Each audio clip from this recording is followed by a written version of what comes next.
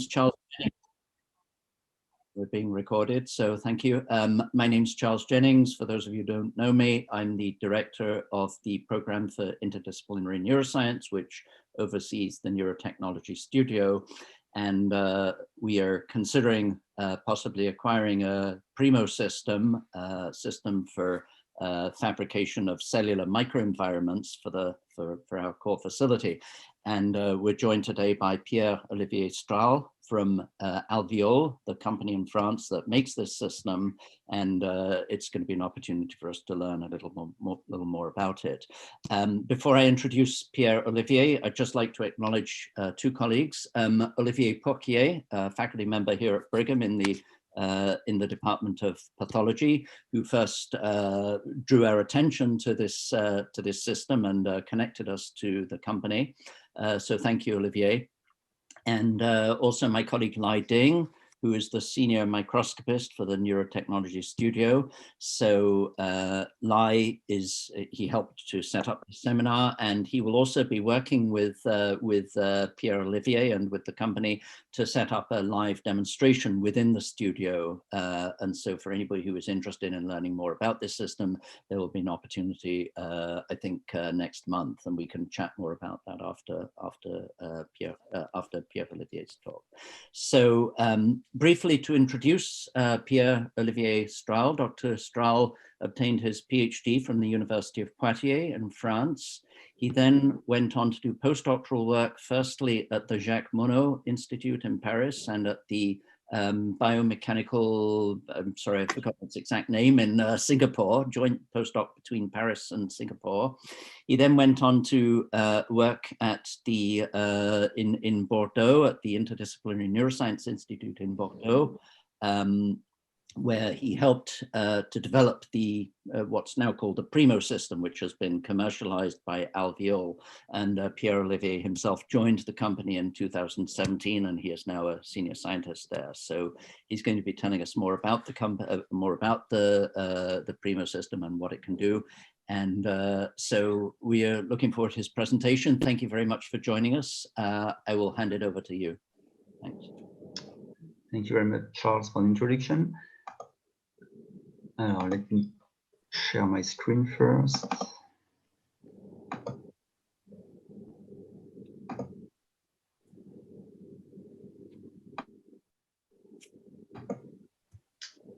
Okay, can you see the screen? Yes. Okay. Okay, so I can start. Okay, so again, thank you very much for the opportunity to present today. And so, yeah, indeed, my name is Pierre-Olivier Strale. I'm the senior scientist at Alveole. And today, what I would like to talk to you about is, of course, this PRIMO technology that we developed. And what I would like you to understand is first how this technology works. And then I will, of course, show you what kind of experiments you can run with such a technology. And by the end of this talk, I will also play you some videos so that you can have a better understanding on how the software actually works.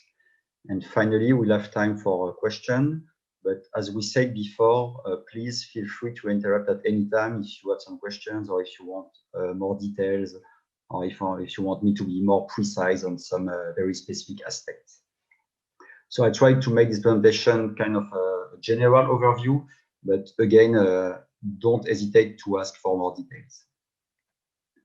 So the PRIMO technology, as you can see on the left part of the slide, is actually an optical module that you dock at the back of a conventional inverted microscope. So this technology is compatible with most of the inverted microscope on the market, either from Leica, Nikon, Olympus, or Zeiss. And this PRIMO system, in combination with dedicated software that we call Leonardo, will allow you to project a UV light in a very well-controlled manner from the PRIMO system through the objective of the microscope directly onto your favorite substrate that has been placed on the motorized stage of the microscope. And this UV light that you can control very well, and I will explain you how in a few slides, will allow you to take control of the cellular microenvironment And to make it more concrete, you can run 3 different types of application with this technology. The first one is called surface functionalization or micropatterning of biomolecule.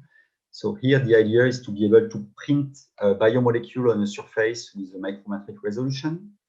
You can also think of structuring UV sensitive hydrogels for 3D cell culture, and you can also prototype microfabrication experiments out of UV sensitive photoresist.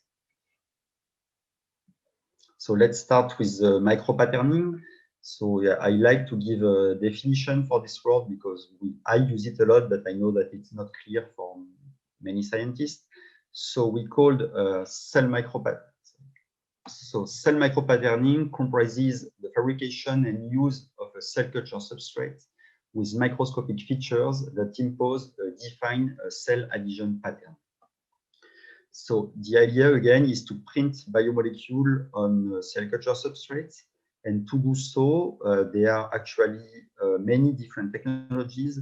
And so before getting into PRIMO by Alveole, I just would like to give you an overview of the existing technologies as I would say, as background. So there are, I would say, 3 main families of micropatterning techniques. The first one is shown on the left. It's called microcontact printing. It's, I would say, a very straightforward technique. So in this case, you use a mold with microscopic features that you can ink with your favorite biomolecule, and simply by transferring the mold onto a glass slide or a plastic petri dish, whatever, the biomolecule will be transferred to your cell culture substrates. And afterwards, what you have to do is to incubate anti-adhesive molecules. And what you end up with is this glass slide with the microscopic features of biomolecule surrounded by anti-adhesive molecules.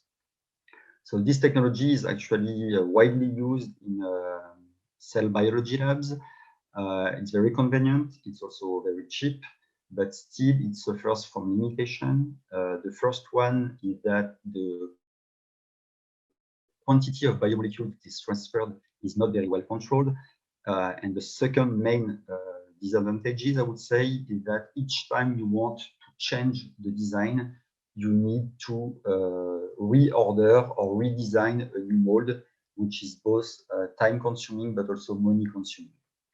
So to conclude on this microcontact printing, I would say it's convenient, but still it's not very optimized for daily use in a lab. So to overcome some of these limitations, the laser patterning technique has been developed. And in this case, it's actually a laser beam that is scanned on a substrate that has been made non-adhesive first. And by scanning the laser, you will somehow make the substrate locally adhesive for biomolecules and for cells. So this technique is, I would say, at least for me, a better option than the microcontact printing. For instance, you can generate a gradient of biomolecule. You can also print multiple biomolecules sequentially. But the main disadvantage of this technique is that it's very, very slow because it's a scanning technique. So let's imagine you want to micropattern a full 96 well plates. With such a technology, it will take days, I would say, to do your experiments. So it's a good technique, but still very, very slow. And the next technique I want to discuss today about is called the photopatterning. And in this case, what is done is to insert a physical object, which is called a photomask, in between a light source and the sample. And I guess you can imagine that by doing so, you can, of course, speed up your experiment. But again, this technique has a huge disadvantage, is that each time you want to change the design of your micropatterns, you will need to design a new photomask. And also one of the limitations is that if you want to print multiple biomolecules sequentially, you will need to find a way somehow to align this photomask. And this is kind of tricky. So what we tried to do in my lab first, and then with Alveole, is to take out the best of all these techniques in order to propose a solution that is both easy to handle, that is fast, that is robust, and that will allow multiple biomolecule photopatterning in a quantitative manner as well.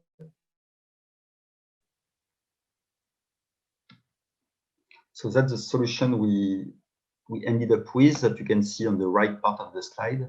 So on the B panel, what you can see is actually the inside of the PRIMO module.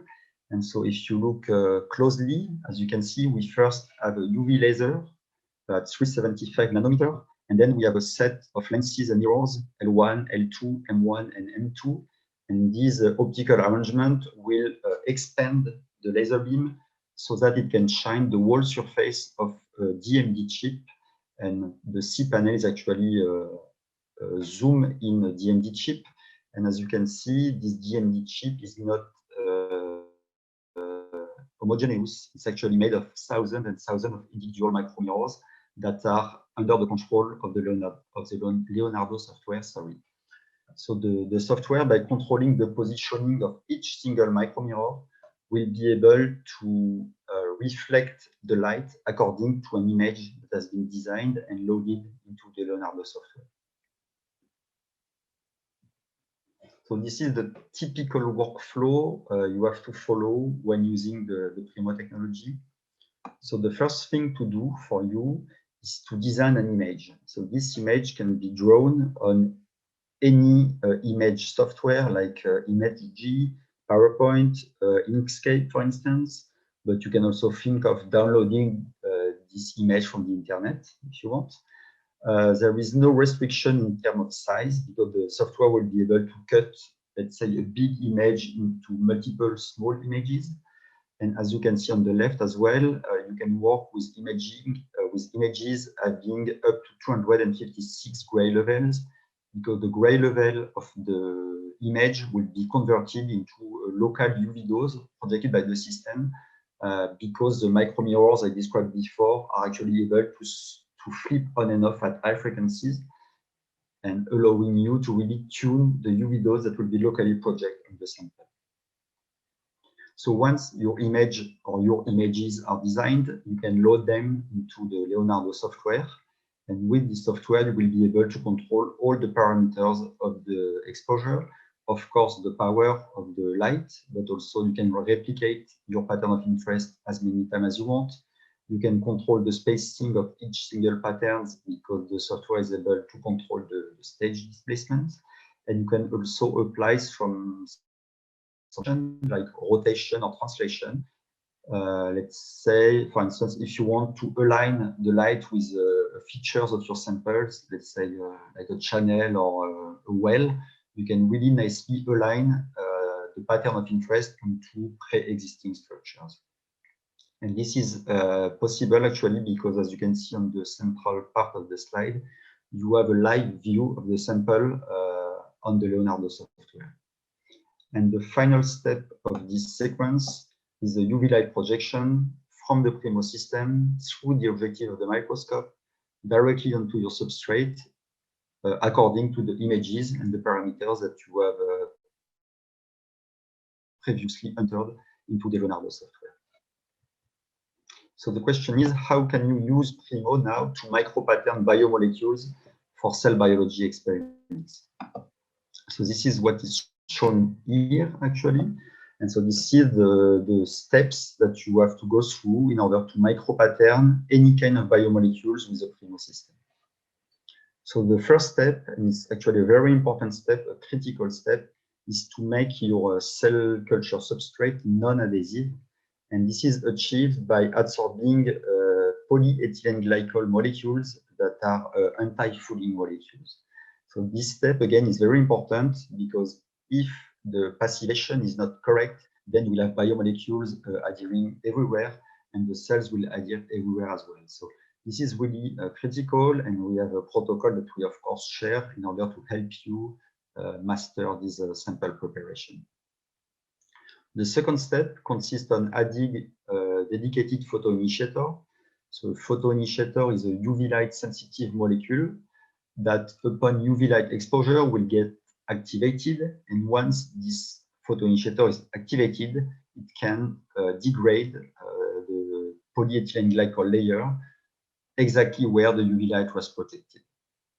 So again, you have an anti-fouling layer, you incubate a photoinitiator, you project light by the PRIMO system according to some images that you have designed before, and this UV light pattern will be able to locally degrade the anti-fouling properties of the substrate.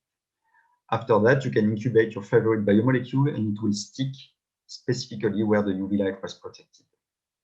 And the nice thing with the PRIMO system is that you can repeat these steps in order to micropattern a second population of biomolecules and eventually a third one without any alignment issues, because you have the live view of the sample and you can again nicely align the pattern of light with a pre-existing molecule that you can see on the Leonardo software. And as I said before, this is what you can see on the C panel actually. We can tune the local UV dose that is projected on the sample by tuning the turning on and off of the micromirrors. And by doing so, we are able to tune the local density of biomolecule that is adsorbed. And this is what is quantified on the C panel. As you can see, we have this almost linear relationship between the UV dose that is projected and the density of molecules that is attached on the substrate, meaning that we can create a very nice gradient of molecule on the substrate. So let me now show you some examples of experiments you can do with PRIMO. So these experiments were done either by ourselves in the Pierre-Olivier, sorry to interrupt. I see there's a question in the chat. Somebody was asking for clarification. So far, we're talking only about two-dimensional patterns, right? We're not yet. Yeah. So far, we are talking about two-dimensional pattern, and then I will move to the 3D environment in a few slides. Okay, thank you. So yeah, just to show you some examples, either done by ourselves or by some of our customers. So I would say the take-home message here, first is that you can work at the single cell level, as you can see on the top left panel, but you can also design a much bigger micropattern for pluricellular organizations, let's say. Our technology is, of course, compatible with light cell imaging, but also fluorescence microscopy, including super resolution techniques, as you can see on the top left. And as I will show you in a few slides, we are also compatible with electron microscopy. But I will come back to this aspect in a few minutes. And the other message here is that our technology can functionalize materials such as these are glass slides, but also on soft materials like polyacrylamide or PDMS, for instance. So just to give you a few details, so on the top left, what you can see is a single cell, so it's a single fibroblast that is adhering to this fibronectin micropattern that you can see in green. And the cytoskeleton has been stained with phalloidine Alexa 647 and imaged by a super resolution techniques called STORM. On the top right is another kind of example, another kind of experiments you can think of. What you see here is a piece of brain from a chick embryo that has been placed at the center of a big laminate micropattern. And as you can see, over time, the neurons are able to escape the primary mass and to somehow fulfill the full laminate micropattern.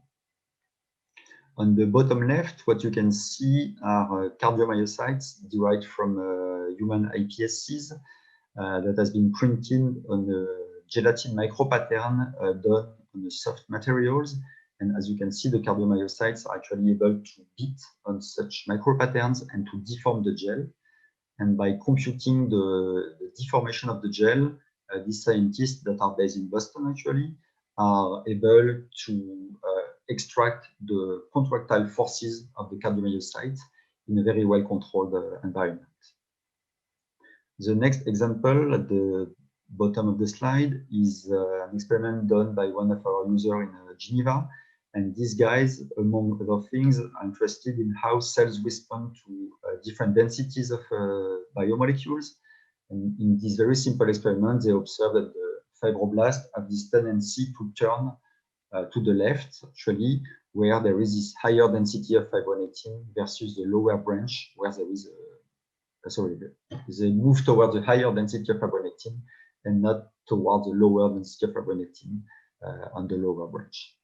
And the final experiment that is shown on the bottom right is to illustrate the fact that our technology is pretty fast and actually allow you to work with a very important throughput. And so in this experiment done by Virgil Viasnov in Singapore, they used our technology in order to functionalize 3D microwells so that they can actually control the 3D spatial organization of single cells inside microwells. So our technology, maybe it's related to the question that was asked before, allows you to micropattern biomolecules on 2D flat surfaces, but also onto 3D structured microstructures. Just one slide to illustrate what I said before, the fact that our technology is also compatible with electron microscopy grids. So this is something pretty new, but I think very interesting. So if you look, for instance, at the bottom left panel, these are experiments done by our users in Germany. Without micropatterning, as you can see, the situation is pretty messy. Sorry for this word. And as you can see, only a few cells are actually suitable for imaging. These are the cells that you can localize with this right arrow. Because the cells have this natural tendency to adhere to the periphery of the window where actually you can observe them. And what these guys described is that when using micropatterning with PRIMO, they are able to localize the cells nicely at the center of these small windows, making the acquisition much easier and much faster, which is an important parameter when you want to perform electron microscopy acquisition. And maybe just one more information on that. I said before that you can use microcontact printing, but the idea is to use a stamp to transfer biomolecule. So these approaches has been used for electron microscopy as well, but it has been shown that this approach has a tendency to degrade and to break these very fragile electron microscopy grids. And the good thing with the PRIMO techniques is that because there is no physical contact, it's only light that is projected, there is no damage on the electron microscopy grids. And so, of course, you can functionalize the grid with any biomolecule, but you can also, let's say, tune the shape and the size of the cells if that's a parameter that is interesting for you. So that's it for the surface functionalization part. Again, we can come back to this if you have any question. And now I would like to move to the second part, which is the hydrogel structuration for 3D cell culture. So by using the exact same microscope, the same PRIMO system, and the same Leonardo, you can actually structure UV-sensitive hydrogels in a 3D manner. So 3D is maybe not the correct word. I would say more in a 2.5D manner, and I will show you why I use this word instead of 3D. And so I will not get into the detail, but this is what you can see on the top left panel. Actually, if you incubate a precursor of hydrogel inside a chamber made of PDMS, which is a gas permeable chamber, by shining gradient of UV light, you will be able to tune the height of the photopolymerized hydrogel. And by playing on the design of the micropattern that you load into the software, you are able to create, I would say, 2.5D topographies onto which you can seed cells that will self-organize inside these cuvettes. So this is what we call hydrogel photopolymerization. And we also describe in this paper that you can also perform, I would say, more advanced experiments that we call photoscission. And I will show you an example right after. And by shining light with the PRIMO system under very specific condition, we are actually able to locally degrade any kind of hydrogels, including the ones that are not UV sensitive, like matrigel, for instance. if we have a pre-existing layer of matrigel with the PRIMO technology and with our dedicated photo initiator, we are actually also able to locally degrade them. For instance, if we want to create some channels inside this gel without affecting the native properties of the gel. So here are some. Pierre, Yes? could I ask a question there? So there are, you presumably have like a set of reagents for the photopolymerization and for the photoscission, if that's how we say it. What are the reagents involved? Okay, so what Alveole provide are, of course, the PRIMO system, but also these PDMS reactors onto which you can incubate the hydrogel precursor. We also, of course, provide the photo initiator, the PLPP, which is mandatory for such experiments. But what we don't provide are these hydrogels that are all commercially available. Right. So we have a list of hydrogels that you can work with that we have already validated in-house. And so you can simply order them from Sigma or from any provider. Okay, thank you. And so here are sorry, but you have to provide the PDMS scaffold. Yeah, so we do provide what we call these PDMS stencils, which are perforated PDMS chambers actually, that we use so that we can work with a small amount of reagents first. And also because this PDMS is oxygen permeable, is actually the oxygen that is diffusing through the PDMS that will somehow prevent the full polymerization of the gel. And so the idea here is to find a nice equilibrium between the ambient oxygen and the local UV dose that we're able to project with the PRIMO system. And that's how we can create very well controlled topographies with the system. So these are some examples. So on the top panel, what you see are cancer cells growing as spheroids into non-adhesive UV-sensitive hydrogels. So this gel here is a gel made of PEG, polyethylene glycol, and it's called the four-arm PEG acrylate that is able to photopolymerize in response to UV light projection with the PRIMO system in the presence of the photoinitiator. And by projecting a gradient of UV light, we are able to create these very well-controlled hemicups onto which the cells will fall and self-organize as a very standardized spheroids. Again, this gel is non-adhesive, so the cells will not adhere to the gel, but they will just use these hemicups as a scaffold, and they will self-organize into spheroids. I have a question. What is the height of the micro weld? So the height is actually tunable depending on the local power of UV that you will project. But I would say that reasonably we can go from, let's say, 0 to 250 micron in a pretty well controlled manner. So up to 250 micron, I would say. Thank you. And so not only you can create this very spheric shape, but actually this is one of the strengths of the PRIMO system. You can really tune the parameters, the size of the cuvettes. And now we have some users working in the field of organoids that are now trying to understand how I would say the size of the organoid can actually locally affect the differentiation of stem cells only based on a geometrical constraint. And on the right, what you can see is a 3D image of such double spheroids that we are working on. So again, on the top panel, what you can see are non-adhesive hydrogels, but we can also locally functionalize these hydrogels exactly with the same protocol that I mentioned before, so the photopatterning with PRIMO, meaning that we are now able not only to control the topographical cues of the hydrogel, but we can also locally control the biochemical cues that the cells will be exposed to, meaning that we can now think of creating much more advanced 3D cell culture models. And the last experiment I want to show you is the one on the bottom right. Sorry.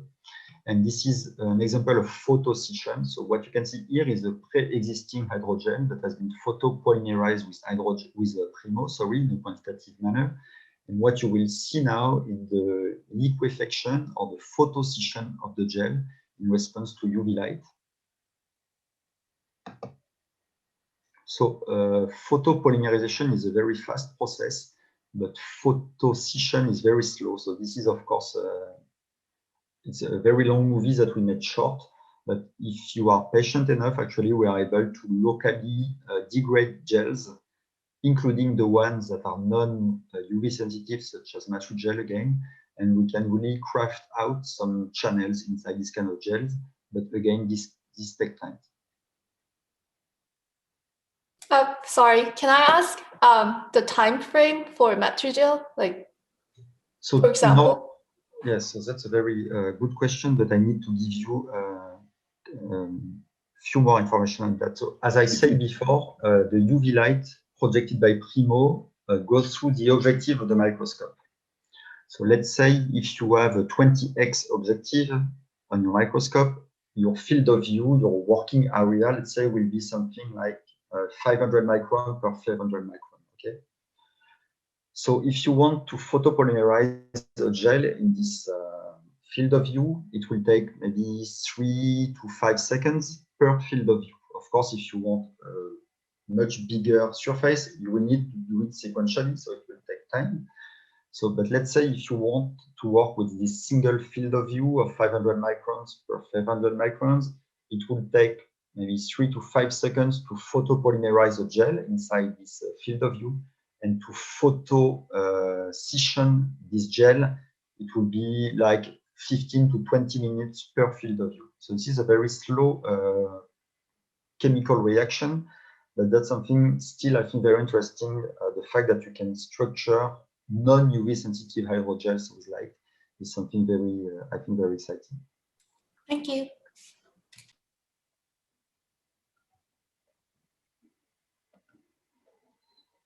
Okay, and the last part of this presentation today is what I call microfabrication or structuration of photoresist.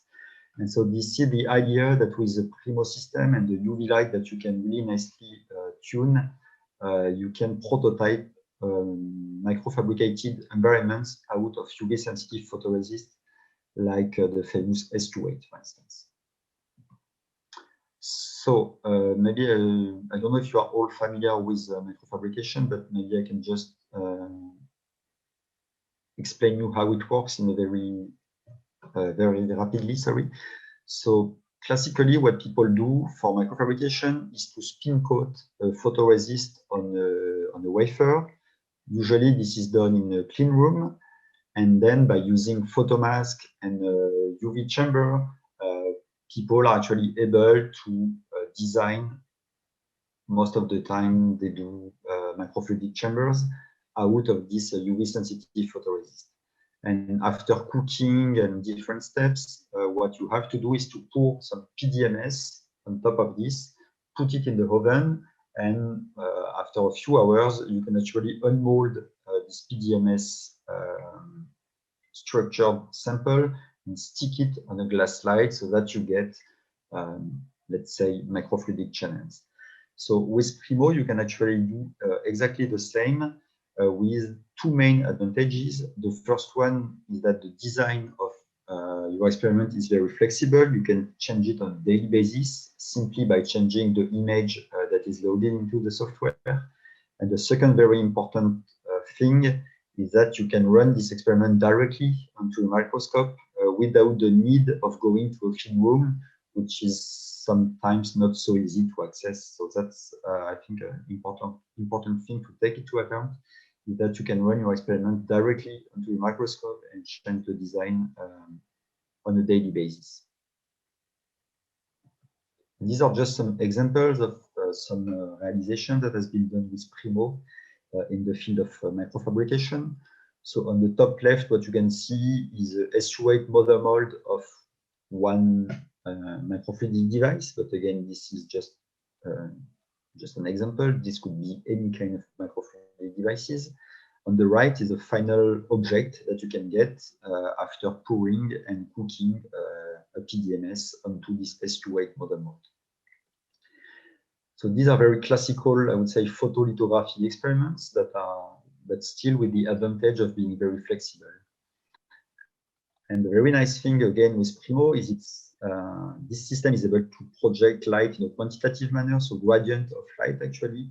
And this means that when working with the appropriate photoresist, we are able to create topographies out of this UV sensitive photoresist, as you can see on the bottom left. So now you can think of creating,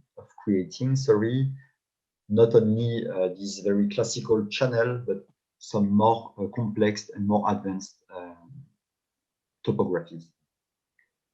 And once you have created your PDMS chip, either channels as in the top right panel or like PDMS pillars on the bottom right, you can still use the PRIMO technology in order to locally functionalize these microfabricated environments.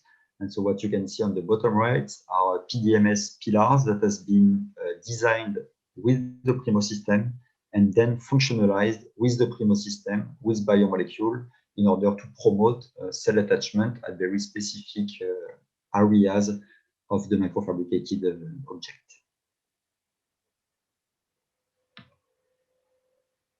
Okay, so I'm done with the application part. And so now I will play some videos just so that you can have a glimpse of the software that you will have the opportunity to test very soon, I guess. So this is an overview of the Leonardo system, sorry. As you can see, so first important thing to see is that on the central window, you have a live view of the camera that is mounted on your microscope. And then what you have to do is actually to load images from your bank of images and to load it into the software. So this is what you can see here. You can, of course, apply a UV dose specifically for each single micropattern if that's a parameter that you want to study, for instance. Again, the design of these images is very flexible, so you can really load any kind of images on the software. You can, of course, load multiple images on the same sample if you want to test and optimize the parameters of your experiments. And as I said before, you can also apply some transformation. So what you can see here is that you can, for instance, enter an angle in order to apply a rotation to your sample, and the light will be, of course, projected according to this projection.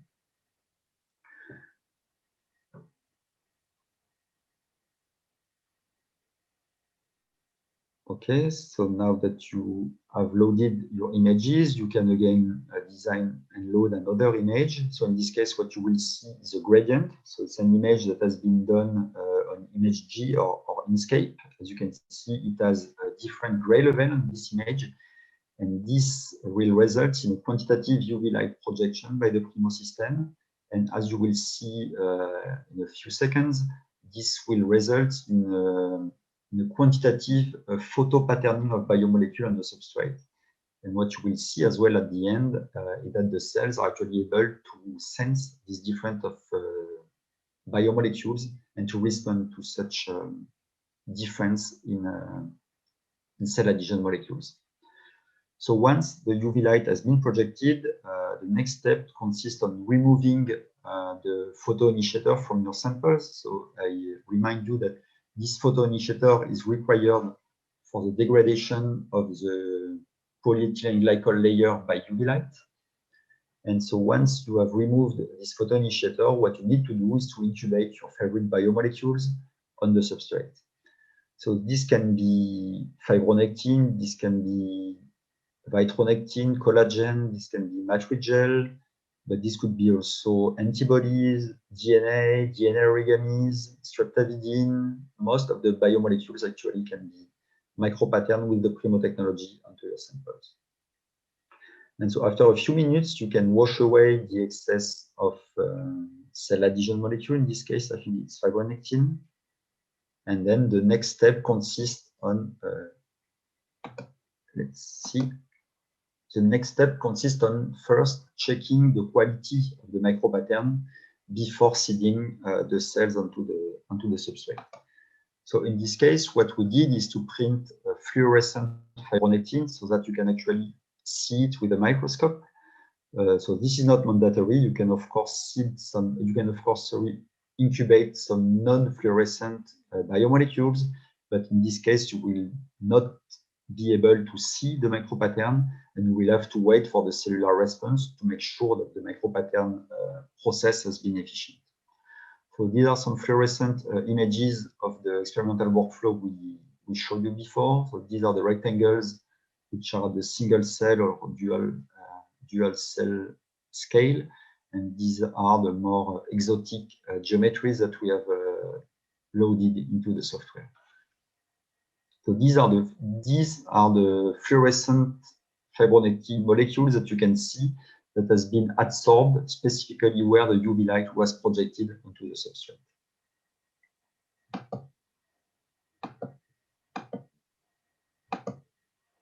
And so this is what you can get at the end. So after cell seeding, the cells will start to adhere on the fibronectin micropattern, and the cells that are, let's say, over the polyethylene glycol layers will never spread and never attach.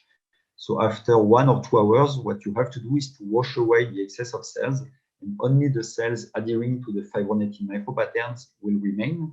And this is what you can get in a typical experiment after 24 hours. So you can see the cells adhering to the micropatterns, and you can see that there are no cells outside of the micropattern areas because these areas are repellent for cells. They are made of polyethylene glycols, and so the biomolecules and the cells cannot stick to it. And so if you scan the slice, this is what you can see, the different replicate of cells on the micropattern. So as you can see on the top, we had these small rectangles where either single cells or doublet of cells can attach.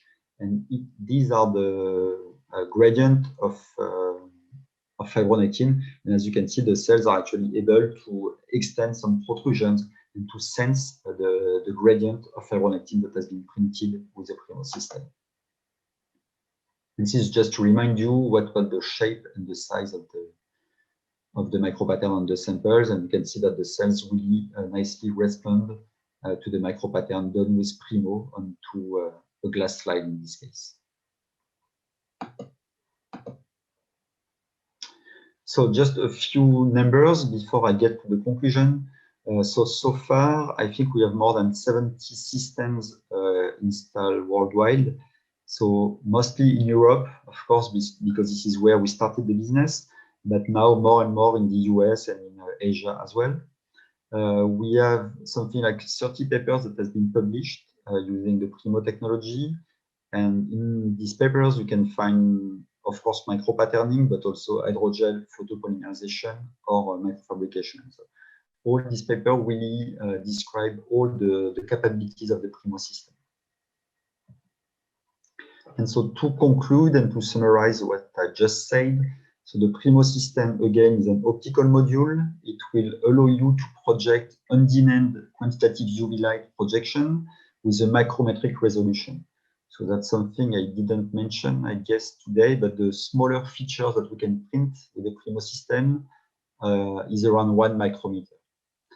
So with this technology, you can print any kind of biomolecules. So of course, cell adhesion molecules, but also antibodies, streptavidin, or DNAs, as I said before. This is compatible with most of the cell culture substrate used in cell biology labs, like glass, plastic, PDMS, polyacrylamide, hydrogels, or electron microscopy grids. We can work at multiple different scales with this technology. So either at the purified molecules level, which is something I didn't show today, at the single cell level, but up to the tissue level. Is that something that is interesting for you? You can also think of prototyping microfabricated environments like microfluidic devices or array of PDMS pillars, for instance. And you can also use this technology in order to structure and functionalize hydrogels for 3D cell culture and spheroid standardization. So with that, I'm happy to take any question you may have. Great, thank you very much. So let's open it up. Do people have questions? I have one question. I think you mentioned in the hydrogel polymerization that we can go up to like a 250 micron. Is that correct? Yes. so yes, that's what I said actually. I can give you a little bit more information on that if you want.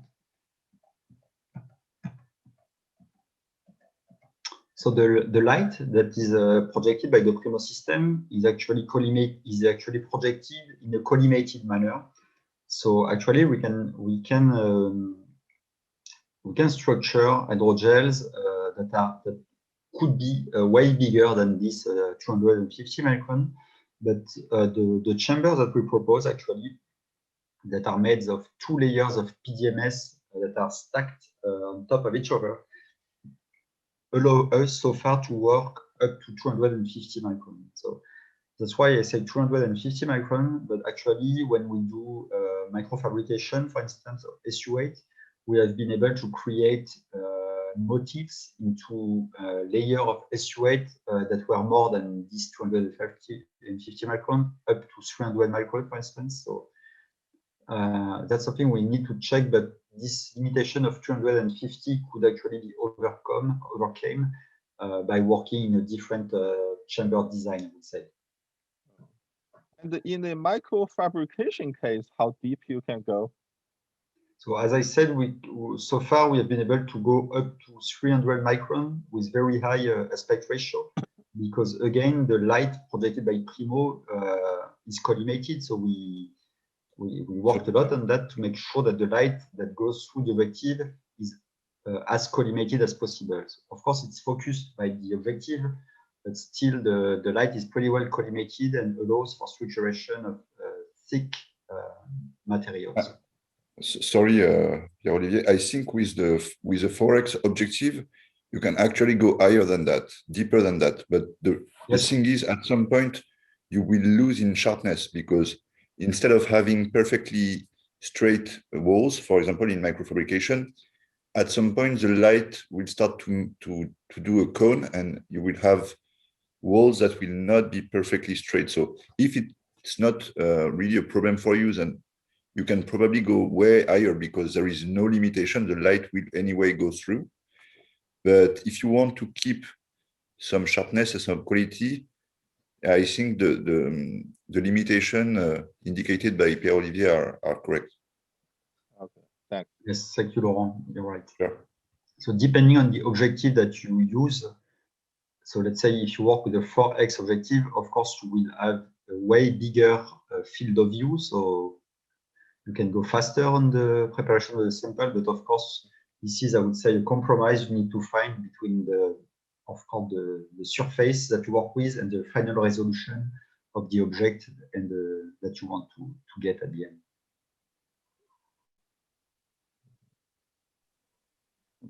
I have a question. So you showed the locations of the different systems throughout the world. Are most of those based in individual labs and just being used by single research groups? Are they being used as core facilities? Do they generally involve a dedicated microscope that is used only for the PRIMO system? I understand that you can use your microscope for your regular work, but in practice, are people using a dedicated system only for this? Can you give us a sense of how it's being used at these different centers? Yes, perhaps I could answer this. This is Serge Kadura from Alveole, US. So there is no form, no norm. All these possible, everything is possible. We have customers who purchase PRIMO for their own lab. In fact, there's one near you at Northeastern University in Dr. Hari Parameswaran's lab. There are institutions who purchase PRIMO and set it up in a core facility. For example, Stanford has it in the nanofabrication facility. And in terms of the microscope, it's not a microscope is not technically not dedicated for PRIMO. It's a module that's connected to the back. You still have the fluorescent arm on the microscope, so you can still use it for imaging. However, in practice, if you have a lot of usage, a lot of users who are using PRIMO, and then that microscope most of the time is being used for PRIMO application. Right. But it's capable to do other things. Yeah. Thank you. Sure, you're welcome.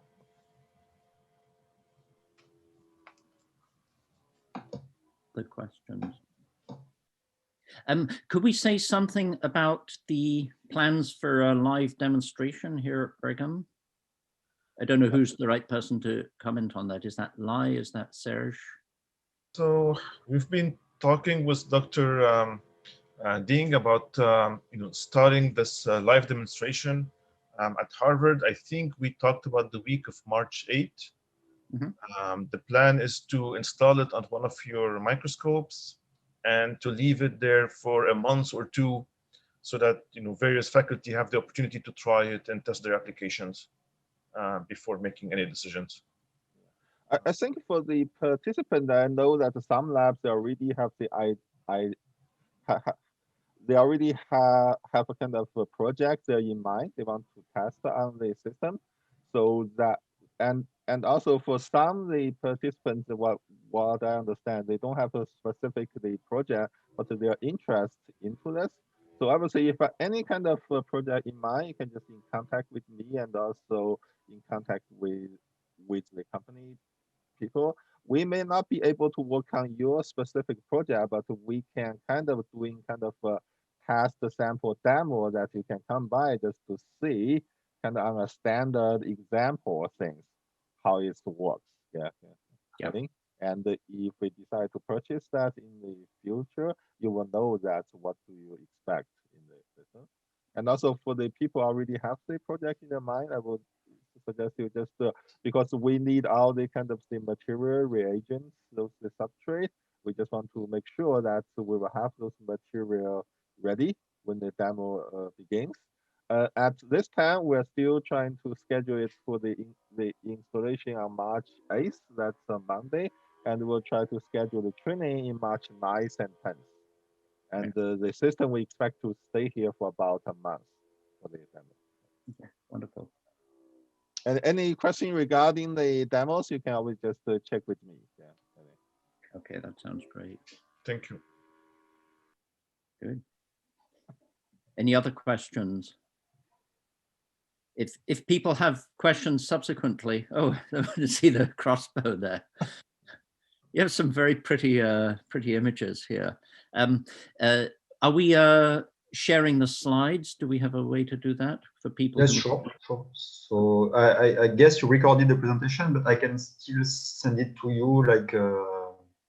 That would be great. Yeah, if you could coordinate with Lai, perhaps Lai Ding, to arrange that. That would be fantastic.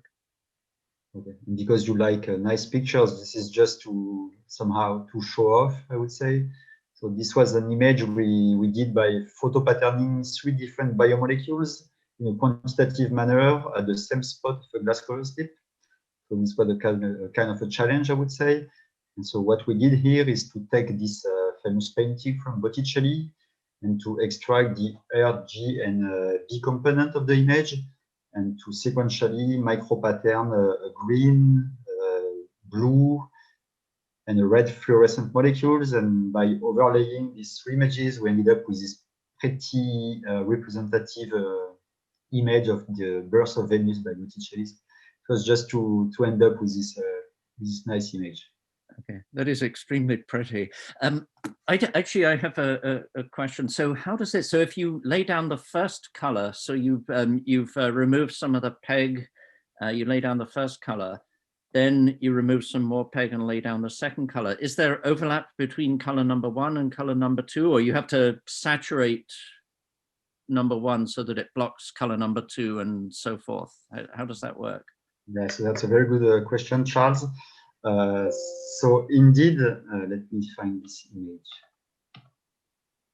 So this is what I told you, right, as an introduction, how the photopatterning with PRIMO works. where you have this nice polyethylene glycol brush, you shine light, and the molecules are nicely adsorbed on the, let's say, activated area, and that's how you can create this very nice one protein micropattern. So when you want to do dual micropatterning, as you can see on the right part of the slide, actually, it's of course very important that there is no crosstalk between the two biomolecules. So let's say if the green biomolecules have a natural affinity for the green one, that it would stick to it, and then you will end up with something that is kind of dirty. Sorry again for this word. So we have worked a lot on that, and we have a paper coming out in the field of neuroscience, where now more and more we don't print directly the biomolecule of interest, but we print some anchors first, like streptavidin or like antibodies that we can sequentially print without any cross reaction, so that we can really find conditions where everything is clean. But coming back to your question regarding the painting that we did, so actually I just showed it again to show off, but this was actually pretty difficult to achieve because each time we micropattern the second biomolecule, we had this photo bleaching effect of the first one. So we really had to take this into account and to measure the photo bleaching induced by light onto the first micropattern, so that we actually over micropattern the first biomolecule so that we can end up with something clean. Oh, I see. Yeah. So it was not a straightforward experiment, I would say. And then there is something I'd like also to say here, to be very honest, is that the process by which the molecule is adsorbed is not very well understood. And this is true for our techniques, but this is true as well for microcontact printing or the other techniques I described, is that we don't really know what is still on the substrate after the polyethylene glycol degradation by UV light. And so we don't really understand how the molecule will stick to the substrate. So that's still an open question that is actually very difficult to explore in this, I would say, flat configuration. Many work has been done on bulk and these kind of things, but we are pretty sure that it's very different what is happening on the surface. So this adsorption of biomolecule in response to UV light is still not very well understood, I would say. Good. Well, I think we are at 1 hour now. So thank you again to Pierre-Olivier, and thank you everybody for joining us. We have instructions for follow-up. Lai Ding will be happy to answer any questions, and we'll look forward to the live demonstration. So thank you again. Thank you, Charles. And just the last information, feel free to visit Alveole website. We have a lot of videos explaining the protocol and everything. I'm pretty sure you can find a lot of information on the website. Wonderful. Thank you. Thank you. Have a good day. Bye, everybody. Bye. Thanks. Bye-bye.